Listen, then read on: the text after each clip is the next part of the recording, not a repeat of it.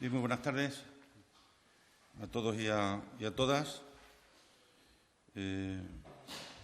Acaba de finalizar en estos momentos el Consejo de Política Federal del Partido Socialista Obrero Español y paso a dar cuenta de las conclusiones de la reunión. En primer lugar, el apoyo cerrado no solo de los presidentes autonómicos, que ya se sabe o se sabía desde el día de ayer en la conferencia de presidentes, sino también del conjunto de la organización territorial, del conjunto de las federaciones del PSOE, el PSC, la Federación de Municipios y Provincias, el presidente de la Federación de Municipios y Provincias, los representantes en el territorio de nuestra organización, pues el apoyo cerrado a lo que para nosotros ha sido el gran instrumento que ha permitido hacer frente al problema más grave con el que se ha enfrentado nuestro país desde hace muchísimo tiempo, si no el más grave que todos los que hoy vivimos hemos conocido, ¿no? En ese sentido, apoyar el estado de alarma y, por tanto, apoyar la decisión, ya digo, que ha permitido salvar tantas vidas. Son varios cientos de miles de vidas los que en este querido país nuestro se han salvado gracias a que en marzo se tomó la decisión de confinarnos en casa y de todo lo que ha llevado aparejado el estado de alarma en relación con la libertad de movimiento. Probablemente el partido que más pasado tiene en España sea porque es el partido que mejor ha sabido siempre ver el futuro. Y yo creo que ahora estamos en un momento clave, absolutamente clave, para poder ser conscientes de que estamos ante una crisis sanitaria que todavía no está vencida. Por lo tanto, hay que actuar desde la precaución, desde la cautela, desde la máxima cautela, pero al mismo tiempo adivinar la oportunidad a futuro que se abre también de cambio y de transformación en el ámbito de la sociedad, ¿no? Con la salud de los españoles no se juega. Es decir, esto es un debate que no lo digo como médico, lo digo como ciudadano. Con la salud de los ciudadanos, con la salud de la gente no se juega. A veces observo en el debate público que esto se olvida y que se empieza a contraponer salud y prosperidad como si fueran elementos diferentes, como si puede haber prosperidad si no hay salud y como si se pudiera haber salud y un buen sistema si no hubiera prosperidad, ¿no? Por esa razón hay que decir bien alto y bien claro que quien quiera la recuperación económica en España tiene que estar de acuerdo en aquello que acabe con la crisis sanitaria, porque no va a haber recuperación económica en España mientras no haya un final para esta crisis sanitaria que estamos viviendo. Lo que oímos los distintos representantes de nuestra organización que hemos estado compartiendo en la mañana de hoy, lo que oímos en nuestros territorios, lo que oímos en las calles y lo que sentimos en las casas es una frase: poneos de acuerdo. Por favor, poneos de acuerdo. A mí me lo dicen cada vez que me cruzo con alguien. Hacer el favor de poneros de acuerdo. Y nosotros nos aplicamos a ponernos de acuerdo. Hay otros que parece ser que están pensando en otras prioridades cuando ahora no hay más prioridad que el acuerdo. El acuerdo no es un capricho, es una necesidad en estos tiempos, y lo he dicho a lo largo de estos meses en reiteradas ocasiones. Hay una parte importantísima de la ciudadanía que no va a entender el que no lo haya, si alguien pone palos en la rueda para evitar que este se produzca, ¿no? Hemos estado hablando de la importancia que ha tenido la intervención del Gobierno en estos momentos en la dimensión sanitaria, en la dimensión económica y en la dimensión social de la crisis, ¿no? Nunca se había producido una movilización tan masiva de recursos, en primer lugar, en favor de la solución de la crisis sanitaria. Son conocidos la multiplicidad de recursos que ha habido que poner encima de la mesa, humanos y materiales, para hacer frente a esta crisis, pero también en todo lo que ha tenido que ver, en primer lugar, con el dinero que se está destinando al sostenimiento de los puestos de trabajo, 4.500 millones de euros al mes destinados a los ERTEs, mucho dinero destinado al desempleo, mucho dinero destinado a la liquidez de las empresas. Creo que si algo aprendimos en el año 2008, 2009, 2010, 2011, 2012, es que a través de la austeridad el problema solo hace que ser más gordo y mucho más grave. Y creemos que la decisión del del Gobierno de España de atraer recursos económicos, financieros al sistema sanitario, pero también al sostenimiento y al mantenimiento de las empresas, es la mejor de las soluciones, ¿no?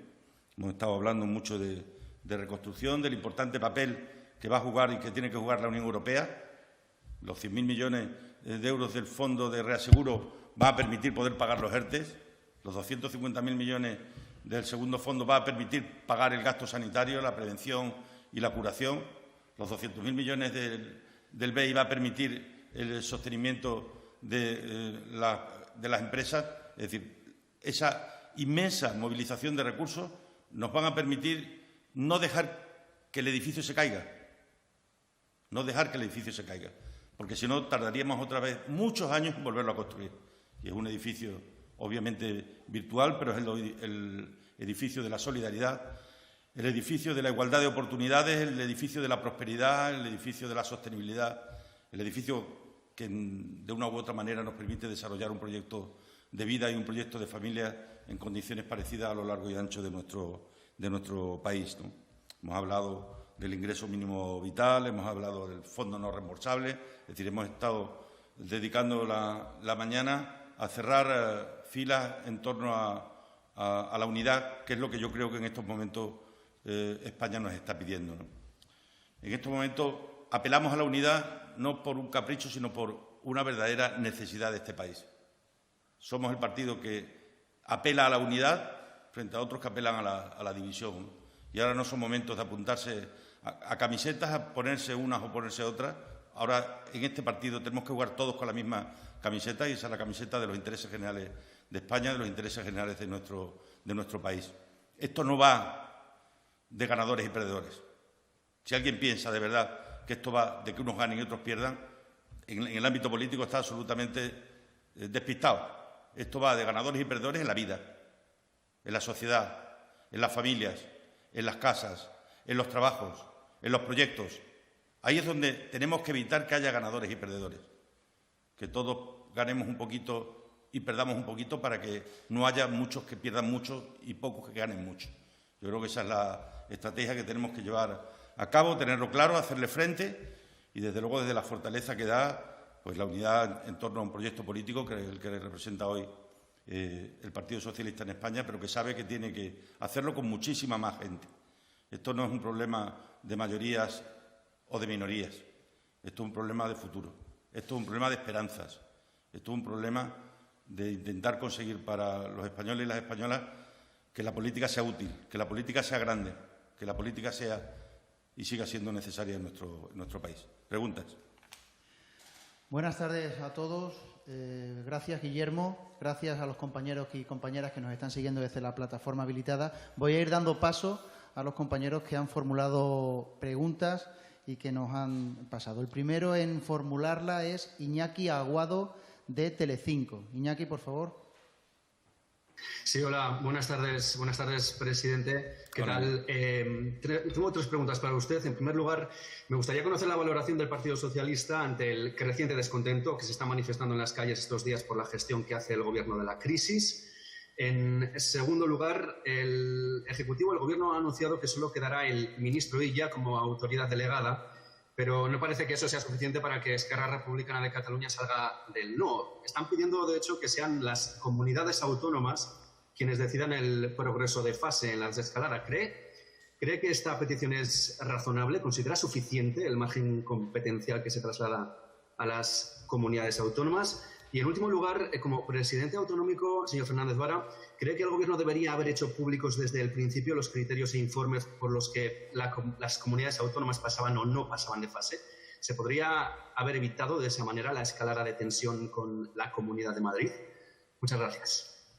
Mire, empezando por el final, las comunidades autónomas conocemos perfectamente el nombre del experto que está llevando el tema de cada comunidad. Nosotros sabemos quién es el experto, por cierto, un experto de reconocido prestigio. Cada uno estamos hablando con él, en nuestro caso, con el que nos toca, y hablamos, intercambiamos información, nos piden. Sabemos perfectamente, la semana pasada, en cada momento de la semana, dónde estaban los problemas. Si lo que se está creando es un problema artificial, porque bastaría con que cada comunidad autónoma diga quién es su experto para que se supieran los expertos. Los expertos no están escondidos, los expertos están negociando con nosotros, hablando. En la medida en la que la cogobernanza ya está empezando a funcionar.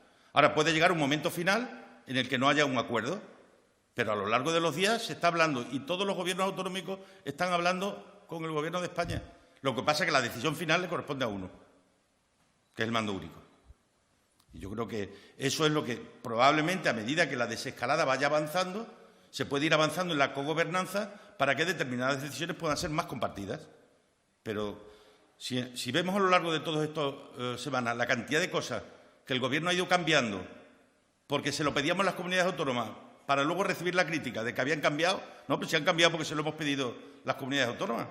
Cuando al principio prohibieron la caza y la pesca y luego la han recuperado, es porque se le pidió.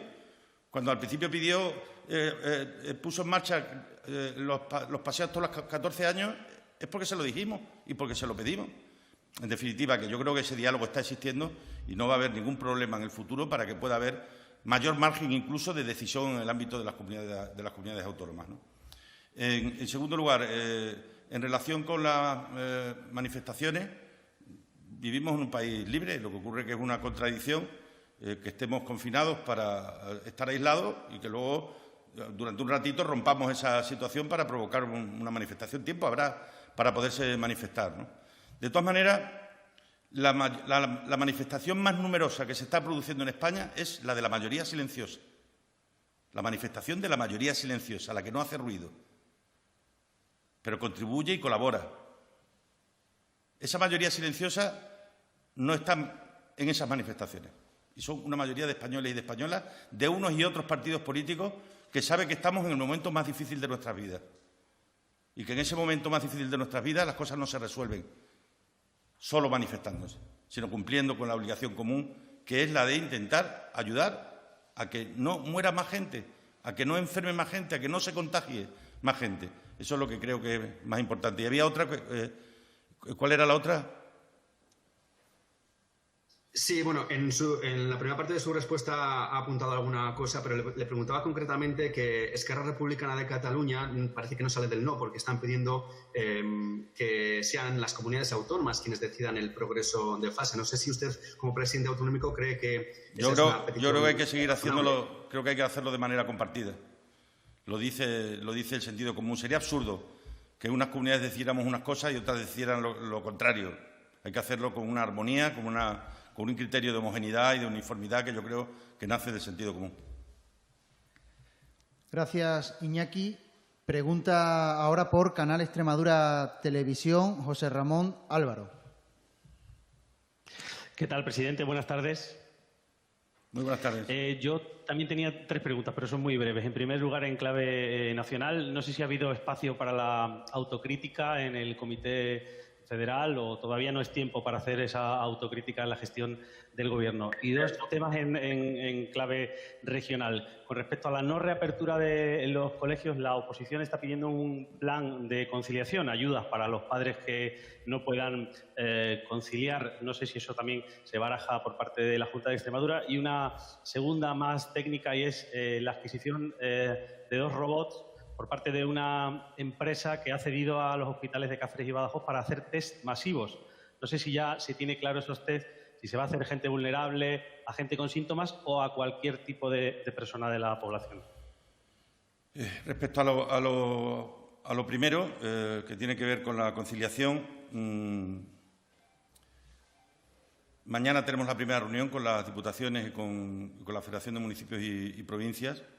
La intención que solicité ayer, que solicitamos varios presidentes, es la de intentar hacer un plan de conciliación a nivel de todo el territorio, con participación de todas las administraciones, incluso que se pudiera liberar una parte del llamado superávit de los ayuntamientos para hacer frente a estos planes de conciliación a futuro, ¿no? Nosotros vamos a destinar los recursos de los que disponemos en el presupuesto para actuaciones infantiles y juveniles que vamos a orientar este año hacia esa vía, y espero y deseo que lo podamos hacer para que junio, julio, agosto y septiembre, hasta la vuelta a la escuela, pues pueda haber, hasta la vuelta a los colegios, pueda haber actividades que ayuden a los padres y a las madres a poderse reincorporar al trabajo, ¿no? Respecto a los robots, la clave a futuro, primero, no tiene ningún mérito. O sea, yo creo que aquí el mérito lo tienen los que lo han pagado, que son gente que han querido ayudar y que nos ceden, en este caso, para nosotros, uno para Cáceres y otro para Badajoz. Y en ese sentido vamos a tener la oportunidad de poder comprometer a que ante una situación de rebrote estuviéramos en condiciones de poder hacer entre 3.000 y 5.000 PCR día en Extremadura, ¿no? Que son las cifras con las que nos estamos barajando, estresando mucho la situación para que fuera necesario en un momento dado, ¿no?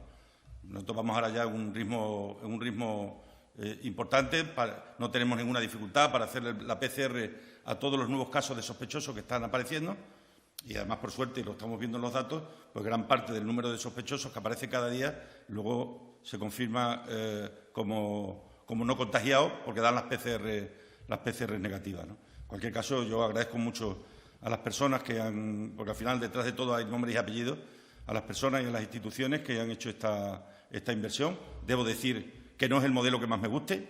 Creo que la respuesta sanitaria a las necesidades de la población la tenemos que pagar con los impuestos y con la fiscalidad, pero no obstante agradezco enormemente la ayuda en un momento en el que teníamos ya una alternativa para poderlo comprar. Pero en cualquier caso, ya digo que lo agradezco de corazón, no solo para nosotros, sino también para el conjunto de los hospitales de España, ¿no? Gracias, Joserra. Pregunta a continuación Begoña Fernández, por Agencia EFE.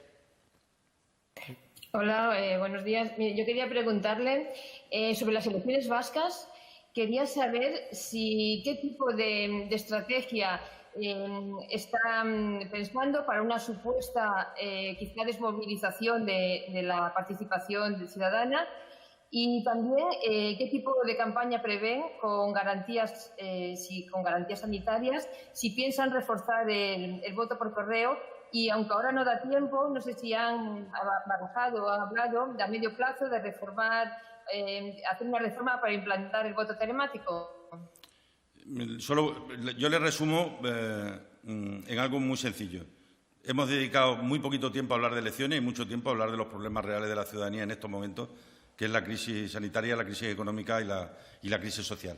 Lo único que hemos hecho ha sido ponernos todos a disposición del Partido Socialista de Euskadi para ayudarlos en las próximas elecciones y del Partido Socialista de Galicia para ayudarlos en las próximas elecciones, que creemos que es lo que en un día como hoy teníamos que hacer, ¿no? La estrategia la marcarán sus ejecutivas de acuerdo con la Ejecutiva Federal y creo que será otro el momento para poder ampliar la información que me solicitaba. Gracias, Begoña. Por el diario.es formula la pregunta Irene Castro. Hola, ¿qué tal, presidente? Sobre esto último de las elecciones vascas y gallegas, se han dedicado poco tiempo a hablar de esto porque, como dice, las prioridades son otras. Le quería preguntar si le parece un buen momento al Partido Socialista el 12 de julio, cuando tenemos dudas de que haya partes de España que estén en la situación de nueva normalidad, si les parece aconsejable esa fecha del 12 de julio para la celebración de las elecciones. Y luego ha dicho que no ve problema en que haya un cierto margen para que las decisiones sobre la desescalada las tomen también las comunidades autónomas, pero a la vez dice que tiene que ser el Gobierno central el que tome la decisión final, ¿no? Que es de sentido común. ¿Hasta dónde están dispuestos a llegar? Si les ha comentado algo el presidente o usted como presidente autonómico, ¿hasta dónde se puede llegar en ese margen para que sean las comunidades las que tomen ciertas decisiones? Gracias. En primer lugar, respecto a las elecciones, los presidentes autonómicos, el Lehendakari y el presidente Feijóo, como nos pasa a los demás, solo tenemos dos decisiones que son solo nuestras. Una es la de formar gobierno, cesar o nombrar a un ministro, y dos, a un consejero, y dos, convocar elecciones.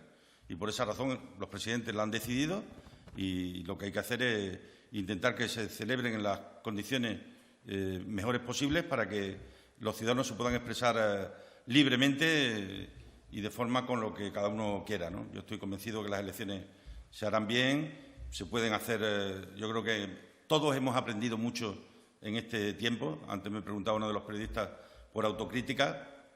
Hacemos toda la autocrítica que haya que hacer.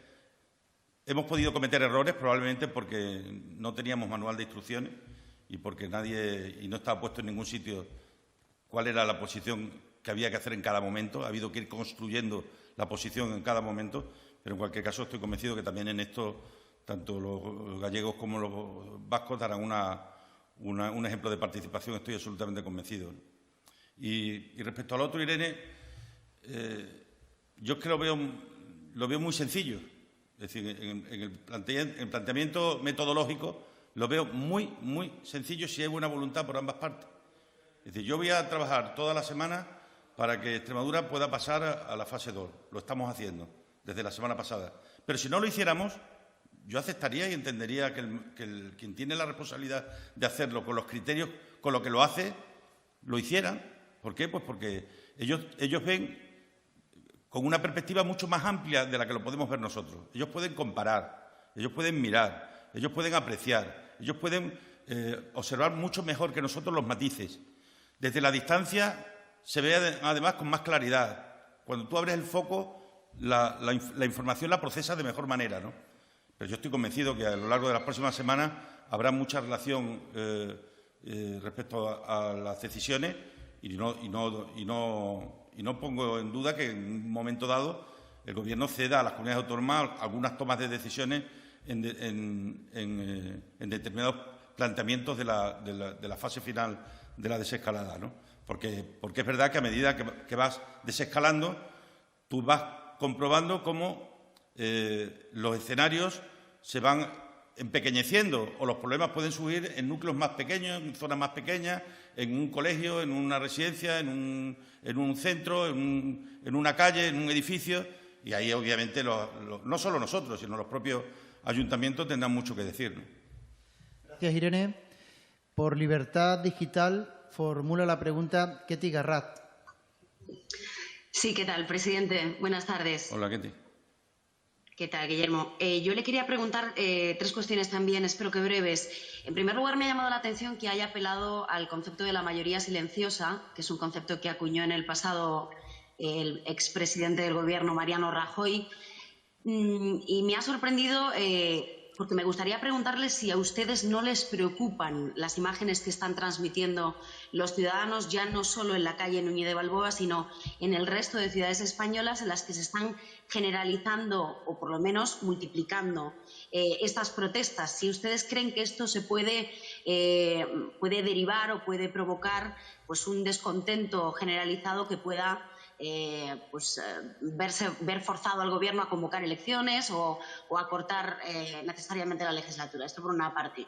En segundo lugar, retomando la pregunta de mi compañero Iñaki, y más allá de la buena voluntad de la que habla usted en relación a las comunidades autónomas, ¿por qué el Gobierno no publica los informes técnicos sobre las comunidades autónomas, dado que el presidente del Gobierno prometió que los marcadores de su plan de desescalada iban a ser públicos? ¿Por qué no se cumple esa promesa? Y, en último lugar, me gustaría preguntarle por un informe que aparecía colgado hasta hace unos días en la web del Ministerio de Sanidad, un informe datado o fechado el 10 de febrero del Centro de Emergencias Sanitarias, en el que ya el 10 de febrero se advertía sobre la peligrosidad, la alta tasa de contagios, de mortalidad. Se recomendaba ya el uso de las mascarillas, la distancia social, el prohibir determinadas aglomeraciones. ¿Por qué, si desde el 10 de febrero el Gobierno tenía esta información y estas recomendaciones encima de la mesa, no se actuó hasta un mes después?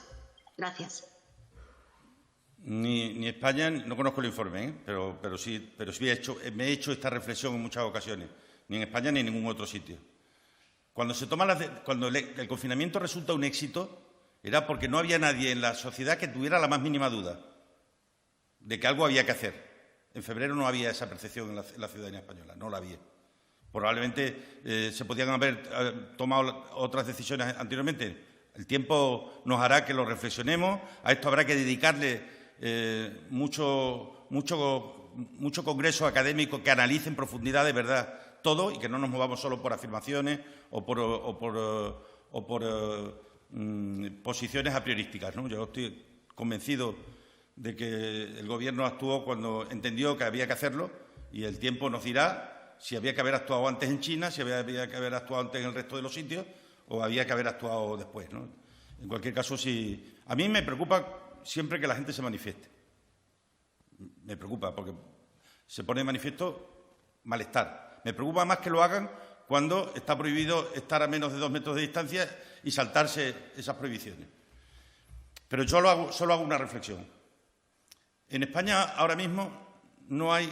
la sociedad española no está dividida en dos facciones electorales, por primera vez en la historia.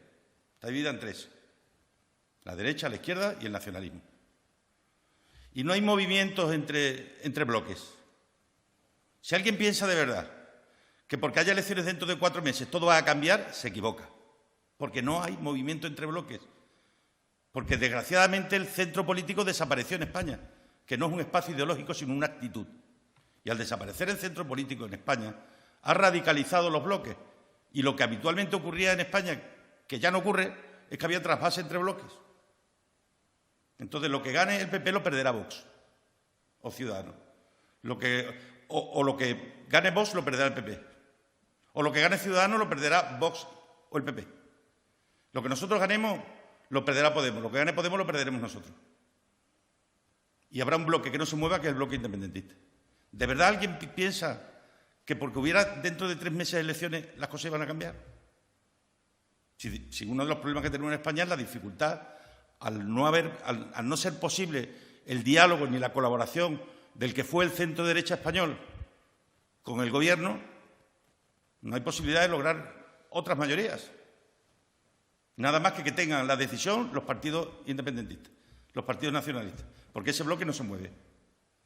Entonces, alguien debería estar pensando que por mucho que uno se empeñe, la España que está partida en bloques ahora mismo solo se resuelve con espacios donde nos podamos encontrar. Y eso es a lo que el PSOE está apelando en estos momentos. A construir espacios en los que nos podamos encontrar. A reproducir costumbres en las que nos podamos encontrar. A reconstituir consensos perdidos que son imprescindibles en este momento en España. Pero para que 2 puedan hablar, tiene que ser que los 2 quieran. Si uno no quiere, no se puede hablar. Que es lo que yo creo que está pasando en estos momentos, ¿no?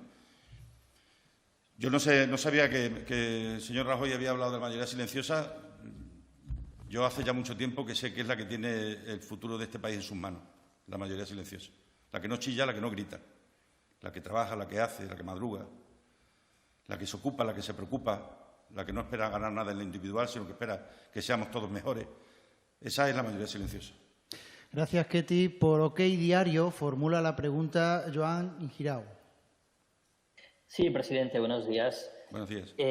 No sé si nos podría hacer una valoración, ya que es el primer dirigente del PSOE que sale en estos días, de las palabras del portavoz adjunto en el Congreso, de Rafael Simancas, hace unos días, en las que decía que en España el problema que había tenido con el coronavirus es que existía Madrid. Si miramos el índice de letalidad, hay 3 comunidades presididas por el PSOE, entre ellas Extremadura, en que superan con creces la Comunidad de Madrid. En este sentido también, ya que el presidente del Gobierno habla estos últimos días de desescalada institucional, de destensionar la política, no sé si le parece que este tipo de declaraciones del señor Simancas o incluso el tono de voz empleado por la portavoz Lastra o por el portavoz de Podemos Echenique en el Congreso ayudan a desescalar esta tensión política. Y ya para finalizar, no sé si en la reunión que se ha mantenido hoy ¿ha habido algún tipo de reproche al Gobierno, al presidente, por los bandazos que se están dando en la toma de las decisiones y que en algunas autonomías, no sé si es su caso, pues han dejado a los presidentes y a los consejeros a veces sin respuesta a los ciudadanos sobre qué podían hacer o qué no podían hacer por la ambigüedad y por las rectificaciones? Gracias. Porque, con todo el respeto, a lo que usted le llama bandazos, otros lo consideramos que van evolucionando las posiciones como consecuencia del diálogo. Es que hay muchas cosas de las que decimos los domingos en la conferencia de presidentes que a lo largo de la semana luego el Gobierno las aplica. Obviamente, aquellos que lo piden luego se olvidan y luego dice que son bandazos del Gobierno. Pero la mayor parte de los cambios que el Gobierno está haciendo, lo está haciendo porque se lo estamos pidiendo. Cuando el Gobierno ha aumentado de 5 a 10.000 la cifra de ciudadanos para no tener franjas horarias, era porque diferentes presidentes o consejeros en las conversaciones con el ministro Illa se lo estaban pidiendo. Es que aquí no hay manual de instrucciones, lo hemos dicho muchas veces. Entonces, ¿bandazos respecto de qué? Se toman decisiones iniciales que luego se van adaptando al caso concreto o a la realidad concreta en cada momento, ¿no? Y respecto a su primera reflexión, vamos a ver cómo lo puedo decir para no herir ninguna sensibilidad. Yo la camiseta que tengo puesta no es ni la del PSOE ni la de Extremadura solamente. Yo tengo otra camiseta puesta en estos momentos. De las cosas más importantes, por lo pequeño, el valor de las pequeñas cosas que han ocurrido en estos 2 meses ha sido que la comunidad autónoma de España con menor renta per cápita, con menor Producto Interior Bruto, ha acudido a ayudar a la que tiene mayor renta per cápita y mayor Producto Interior Bruto. Cuando nos fueron solicitados los respiradores, yo, en mitad de algunos insultos que recibí aquí por hacer aquello, decidimos enviar respiradores a Madrid porque lo necesitaba. Nada más me alegraría que Madrid pase de fase, si puede ser mañana, mejor que pasado. Porque yo no soy mejor que la presidenta de Madrid, ni ninguno de nosotros es mejor que nadie. Aquí estamos todos trabajando con lo que hemos podido, poniendo lo mejor de nosotros mismos, sacando lo mejor que tenemos, pero aquí no hay mejores y peores. Aquí todo el mundo ha trabajado como jabatos, utilizando todo lo que tenemos. Y, por tanto, mi deseo es que cuanto antes puedan pasar de fase, y estoy convencido, además, que si el Gobierno no lo ha autorizado todavía, no es porque no quiera, es porque no puede. Porque esto no es salud versus prosperidad. No puede haber prosperidad sin salud y no puede haber salud sin prosperidad. Y eso es algo que creo que es necesario entender. Gracias, Joan. Pregunta ahora por Servimedia, May Mariño. ¿Qué hay? Buenas tardes, presidente. Hola, Quería preguntarle, usted ha apelado mucho a la unidad, pero, por ejemplo, con el fondo autonómico que va a repartir el Gobierno, vemos que no hay ni unidad siquiera en las propias comunidades socialistas, que cada uno está tirando al final por un criterio. ¿Esta cuestión cómo cree que puede solucionarse en este momento en el que ese fondo sería tan importante para algunas comunidades? Gracias. Pues hemos tenido la oportunidad de opinar, de decir cada uno lo que cree que sería mejor, y ahora el Gobierno tendrá que tomar una decisión, pero sobre todo las Cortes Generales, puesto que tiene que hacerse por ley y tiene que ser aprobado en el Parlamento, ¿no? Nosotros lo que hemos dicho dice, es lógico que un fondo que viene no como una parte del modelo de financiación, sino a reparar el daño causado, utilice algunos criterios que no sean solo poblacionales. Yo lo entiendo como lógico, porque además yo en la vida ya no digo lo que la gente quiere oír. Yo digo solo lo que hay que decir, lo que entiendo que la gente tiene que oír. Si es un fondo que viene a reparar el daño causado, hay que tener en cuenta el daño causado. Y el daño no ha sido igual en todas partes. Y como consecuencia de eso, tiene que haber diferencias en función de la magnitud del daño en cada sitio.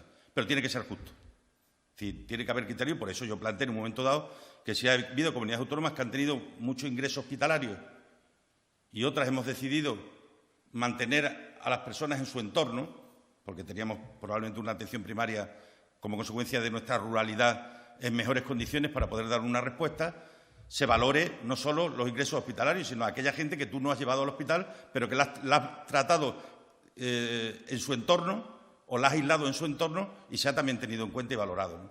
Obviamente otros piden otra cosa. Yo se lo dije al presidente el primer día, no nos podrás conseguir ponernos de acuerdo porque eso es materialmente imposible, pero al menos que podamos entender la decisión final que se tome, porque sea justa, aunque no sea lo que cada uno individualmente queramos, ¿no? Gracias, May. Pregunta ahora Jorge Sainz, de Vox Populi. Sí, bueno, de Vox Populi. Buenos días, presidente. Usted ha dicho al principio que el Consejo Político ha dado un apoyo cerrado al instrumento que es el estado de alarma que se ha utilizado en estos meses. Pero uno de los bandazos que sí ha dado el Gobierno es que el presidente pasó de decir que él discrecionalmente pedía cada prórroga por 15 días para someterse al control parlamentario a solicitar ahora alrededor de un mes o un mes. No sé si les han trasladado hasta qué fecha concreta quiere llevar el estado de alarma el presidente y si está dispuesto, como piden algunos de los partidos con los que está negociando, a que esa cifra no sea finalmente de un mes, sino que sea de menor tiempo, si se lo ha trasladado. Y muy rápidamente, algunas de las comunidades que gobierna el Partido Socialista, como puede ser de Baleares, pues han mostrado su malestar por la situación que afecta al turismo, la cuarentena que se ha impuesto a turistas, viajeros. No sé si este tema ha salido en el Consejo y si el presidente se ha comprometido a revisar esta, digamos, medida tan dura y casi única en Europa. Gracias. En primer lugar, el presidente dentro dice lo mismo que fuera. Es decir, no va, sería tremendo que dentro defender una cosa y fuera la contraria, ¿no? Nos ha dicho exactamente lo mismo que nos dijo a nosotros ayer en la conferencia del presidente, y es que va a ser la última, que como consecuencia de eso se quiere tomar ya de una vez, que va a llevar incorporada una mayor cogobernanza para que el ámbito de decisiones que vayamos recuperando en las comunidades autónomas sea mayor, y hasta ahí hemos llegado. Es decir, yo creo que lo que sí es cierto es que nadie duda en España que las medidas tomadas como consecuencia del estado de alarma han podido salvar por encima de los 300.000 vidas. Es decir, que el estado de alarma no ha sido una decisión o un artículo de la Constitución. El estado de alarma ha sido la mejor de las medicinas. Decía ayer el profesor Rafael Bengoa en una entrevista en algún medio nacional, o el fin de semana, que en estos momentos la unidad es la mejor medicina. Bueno, pues si la unidad es el mejor comprimido, el estado de alarma ha sido el mejor jarabe, sin duda alguna, ¿no? Ha sido el que ha permitido tomar una decisión que además ha permitido poner a la sociedad española en el nivel que le corresponde de cumplimiento, de responsabilidad. Hay gente que se ha sorprendido de la capacidad que han tenido los más jóvenes, los niños, los más mayores, la sociedad metida en casa desde el minuto uno, dando un ejemplo que yo creo que es muy importante, ¿no? Gracias, Jorge. Pregunta ahora Eva Maldonado, de Diario 16. Hola, buenos días, presidente. Hola, Eva. Hay especial incidencia en que ha habido una unanimidad de criterio en todos los líderes territoriales del Partido Socialista en toda España en apoyo al estado de alarma. De todas formas, sí que hemos oído más de una crítica en los diferentes pasos de fase que han tenido, pues como Ximo Puig en Valencia o en Paje, en Castilla-La Mancha, que no estaba muy de acuerdo con estos cambios de fase. Y pregunto si ahora pues ya se ha unificado el criterio y estamos todos de acuerdo ya en que hay que pasar de fase según el criterio del Ministerio de Sanidad y de Fernando Simón y los técnicos que llevan el tema. Y por otro lado, quería hacerle una pregunta también, aunque ya sé que han hecho referencia a ella compañeros, sobre las elecciones en Euskadi y en Galicia. Sorprende un poco que el líder de Galicia, Gonzalo Caballero, del PSDG, considere como una irresponsabilidad la convocatoria electoral para el día 12 de julio, que parece ser que es la fecha que van a señalar hoy al mediodía, y Idoia Mendia, en el Partido Socialista de Euskadi, considere que está bien la fecha que se marca para las elecciones en julio. Nada más, gracias. Ellos, en el ejercicio de tener criterio propio, pues unos piensan de una manera y otros piensan de otra respecto de una convocatoria. El Partido Socialista no es una orden religiosa. El Partido Socialista es un sitio donde la gente tiene opinión propia, con todo el respeto por las órdenes religiosas, por cierto, donde uno tiene posición y opinión, donde puede, en un momento dado, creer que lo mejor es actuar de una manera o actuar de otra, ¿no? Eso que en la vida se llaman los matices, que son tan importantes que tampoco utilizamos a veces en la política, ¿no? Y luego, respecto a la pregunta anterior, yo esto nunca lo he visto como una carrera. El problema es que a veces lo hemos presentado como si fuera una carrera, a ver quién llega primero, ¿no? No hay que tener prisa. Si es que las prisas son malas consejeras en esto, muy malas consejeras. Todo lo que no sea que en el mes de septiembre, estemos mejor que en el mes de junio, será malo. Todo lo que no sea que en el mes de septiembre estemos mejor que en junio, será una mala noticia. Por tanto, no hay que correr. Alguien dice, no, el uso de la mascarilla, ¿por qué antes? Pues porque como consecuencia de lo que hemos ido sabiendo, del comportamiento social de las personas, de cómo hemos visto cómo iban por delante a veces de las propias decisiones, a veces la gente nos enseña. Dice, ¿y tú por qué no defendías con tanta pasión la mascarilla hace 15 días? Digo, pues porque me lo ha enseñado la gente, la ciudadanía, que a poco que las mire, no veas lo que enseñan. Y si las escuchas, mucho más. Entonces, la lógica dice, oye, si daño no hace y ayuda a mantener la distancia social y con la higiene a ser una buena herramienta, ¿por qué no lo hacemos? De eso se trata. No hay que estar interpretando todo en clave de grandes cambios de opinión, ¿no? Es que todos hemos ido aprendiendo a lo largo de este tiempo. Pero yo no lo contemplo de ninguna manera como una carrera. Y a veces hemos tenido la sensación de que esto era una carrera, a ver qué llegaba antes. Pues no, no es una carrera. Es la carrera de la vida, la carrera que nos va a cambiar la vida y que bien haremos de aprender de ella. Muchas gracias, Eva. Formula la pregunta ahora Ignacio Jarillo, de Onda Cero. Ignacio, por favor. De unidad. Lo importante es la unidad. Lo que me cuentan en la calle es que hay que estar unidos. ¿Tiene la esperanza de que Ciudadanos, por ejemplo, termine votando sí al mes de prórroga que pretende Sánchez y que vaya un poco más allá? Y le pregunto también más allá, si eso no dependerá más de lo que quiera socios como Podemos o dependerá del buen clima que puedan generar Pedro Sánchez y Inés Arrimadas en este caso. Eso por la parte de Ciudadanos, porque a veces pensamos que el pacto con Ciudadanos depende mucho de PSOE y Ciudadanos y no tanto de lo que digan otros socios que están un poco más en contra, como Unidas Podemos. Y la segunda pregunta es si cree usted que sería conveniente o sería posible, positivo para su partido, eso que se habla ahora en círculos políticos y periodísticos, sin duda, de una moción de censura por parte del PSOE de Madrid al gobierno de Ayuso, para que Ciudadanos y el PSOE pues se formen gobierno en unos días, cuando se cumpla el año de mandato de Ayuso. Gracias. Empezando por esto último, yo no me puedo pronunciar sobre lo que tiene que hacer el partido o no hacerlo. Yo en el año 2014 presenté una moción de censura y llamé a Ferraz, se lo comuniqué en aquel momento al secretario general, me dijo que para adelante y que mucho ánimo. O sea, yo no voy a juzgar lo que pueda hacerse o no hacerse, ¿no? Sí creo que hablar de esto ahora no es el mejor de los momentos. Yo puedo tener, respecto de la presidenta de Madrid, todas las diferencias ideológicas del mundo. Las puedo tener. Pero ahora está en una situación muy complicada y hay que ayudarla. Y todos tenemos que intentar echar una mano, porque si no lo hacemos, no ganamos nada. Tenemos que intentar todos hacer el esfuerzo de echar una mano. Incluso si no se dejan algunos. Hay que ayudar. Tenemos la obligación moral, ética, de ayudar.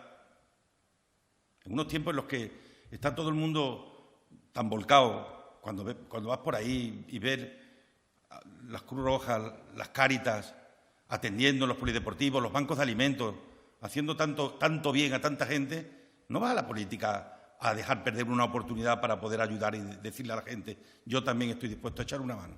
Por tanto, no creo que sea el mejor momento para hablar de eso, ¿no? Y respecto a Ciudadanos, yo no puedo decir otra cosa. Es decir, durante estos difíciles meses, aquí en Extremadura han tenido un comportamiento absolutamente correcto, porque han sido muy críticos, pero al mismo tiempo también han estado ahí animando. Yo lo dije el otro día en la Asamblea y no tengo problema en volverlo a decir. O sea, tiene que ser perfectamente posible ser muy crítico una mañana en una rueda de prensa con quien gobierna y por la tarde, cuando te enteras que hay 28 fallecidos, llamarle para darle tu ánimo.